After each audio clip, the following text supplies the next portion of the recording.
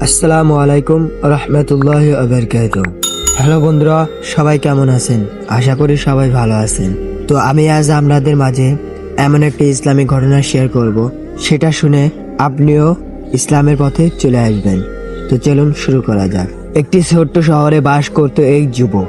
তার নাম ছিল আরিফ। ছোটবেলায় সে খুব ভালো ছেলে ছিল। নিয়মিত নামাজ পড়তো, কোরআন তিলাওয়াত করত, মায়ের কথা শুনতো। কিন্তু সময়ের সাথে সাথে তার জীবন বদলে যেতে শুরু করলো। খারাপ বন্ধুদের সাথে মিশে সে ধীরে ধীরে নামাজ ছেড়ে দিল। রাত জেগে অপ্রয়োজনীয় কাজ সময় নষ্ট করত, গান বাজনা হারাম কাজে জড়িয়ে পড়ল। তার অন্তর ধীরে ধীরে কালো হতে লাগলো, কিন্তু সে সেটা বুঝতেই পারছিল না। একদিন তার মা তাকে খুব কাঁদতে কাঁদতে বললেন, বাবা, আমি তোকে আল্লাহর পথে দেখতে চাই। আমি ভয় পাই যদি তুই এভাবেই থাকিস। কিন্তু আরিফ তখন রাগ করে বলল, আম্মু, এগুলো পুরনো কথা, এখনকার যুগে এসব চলে না। মা চুপ করে গেলেন, শুধু চোখে পানি ফেলতে লাগলো। একদিন রাতে আরিফ তার বন্ধুদের সাথে ঘুরে বাসায় ফিরছিল। হঠাৎ তারা একটি মসজিদের পাশ দিয়ে যাচ্ছিল। তখন ভিতর থেকে কোরআনের তেলাওয়াতের শব্দ ভেসে আসছিল। সে দাঁড়িয়ে গেল। বন্ধুরা বলল, কি হলো, চল। কিন্তু সে নড়তে পারছিল না। তার মনে হঠাৎ তার ছোটবেলার কথা ভেসে উঠল। মায়ের সাথে নামাজ পড়া, মসজিদে যাওয়া, কোরআন শেখা। তার চোখ দিয়ে পানি পড়তে লাগলো। সে মসজিদের ভিতরে ঢুকে পড়ল। ইমাম সাহেব তখন তিলাওয়াত করছিলেন। নামাজ শেষে আরিফ ইমামের কাছে গিয়ে বলল, হুজুর, আমার মনে হচ্ছে আমি অনেক দূরে চলে গেছি। ইমাম সাহেব হাসলেন, বাবা, যত দূরেই যাও না কেন, আল্লাহর দরজা সবসময় খোলা থাকে। তিনি এক হাদিস বললেন, আল্লাহ তাআলা বলেন, তোমরা যদি আমার দিকে এক কদম এগিয়ে আসো, আমি তোমাদের দিকে দৌড়ে আসব। সবাই বলি সুবহানাল্লাহ। এই কথাটা শুনে আরিফ ভেঙে পড়ল। সে কান্না করতে করতে বলল, আমি কি ফিরে আসতে পারবো?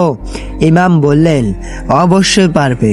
আল্লাহ সব সময় বেশি ভালোবাসেন সেই বান্দাকে যে ভুল করে আবার ফিরে আসে। সেই রাতে আরিফ তওবা করলো। সে সিদ্ধান্ত নিল আজ থেকে নতুন জীবন শুরু করবে। পরের দিন ফজরের নামাজ পড়ল। অনেক দিন পর তার মনে এক অদ্ভুত শান্তি অনুভব হলো। ধীরে ধীরে সে সব খারাপ বন্ধুদের ছেড়ে দিল, মোবাইলের খারাপ জিনিসগুলো ডিলিট করলো, নিয়মিত নামাজ শুরু করলো। তার মা যখন দেখলেন তার ছেলে আবার নামাজ পড়ছে, তিনি সিজদায় পড়ে কেঁদে দিলেন। কিন্তু শয়তান তো চুপ করে থাকবে না।